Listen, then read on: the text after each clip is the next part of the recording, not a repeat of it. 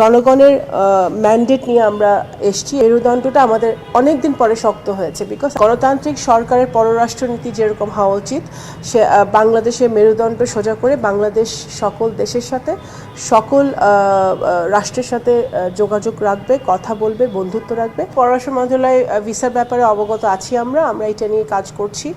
এটা কিভাবে আরও সামনে এই সমস্যাগুলো সমাধান করা যায় সেটা নিয়ে আমরা কাজ করছি। ইশতেহারটা ইমপ্লিমেন্ট করার কাজে আমাদের পররাষ্ট্র মন্ত্রণালয়ের একটা গুরুত্বপূর্ণ ভূমিকা আছে।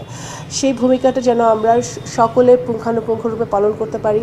আমার চেয়ে প্রত্যেকে এখানে অনেক বেশি অভিজ্ঞ। এখানে যারা ডিজিরা আছেন, যারা কর্মরত আছেন, তারা অবশ্যই তাদের সকলকে সাথে নিয়ে আমরা এই কাজটা এগিয়ে নিয়ে যাব আমাদের ফরেন মিনিস্টার সাহেবের নেতৃত্বে এবং সর্বোপরি আমাদের মাননীয় প্রধানমন্ত্রী জনাব তারেক রহমান সাহেবের নেতৃত্বে। পররাষ্ট্র মন্ত্রণালয় ভিসার ব্যাপারে অবগত আছি। আমরা এটা নিয়ে কাজ করছি। এটা কিভাবে আরও সামনে এই সমস্যাগুলো সমাধান করা যায় সেটা নিয়ে আমরা কাজ করছি।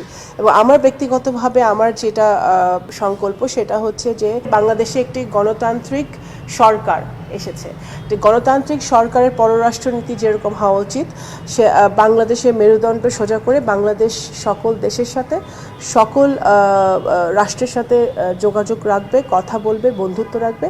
সেই মেরুদণ্ডটা আমাদের অনেক দিন পরে শক্ত হয়েছে, বিকজ আমরা একটি জনগণের ম্যান্ডেট নিয়ে আমরা এসেছি। এবং শুধু এই সরকার, শুধু পররাষ্ট্র মন্ত্রণালয় নয়, এই সরকার সকল দল, মত, ধর্ম, বর্ণ এবং আমাদের বিরোধী যারা নির্বাচন করেছে, এই নির্বাচনে সকলকে সাথে নিয়ে, আমাদের সিভিল সোসাইটি আছে, সকলকে সাথে নিয়ে আমাদের সিদ্ধান্তগুলো আমরা আমাদের মেরুদণ্ড শক্ত করে আমরা সামনের দিকে এগোতে চাই। বাংলাদেশকে সবার ভিন্ন নজরে দেখতে হবে। আমাদের সকল রাষ্ট্রের সাথে, সকল সরকারের সাথে আমাদের সম্পর্ক থাকবে আমাদের স্বার্থ, বাংলাদেশের জনগণের স্বার্থকে সুরক্ষিত করে।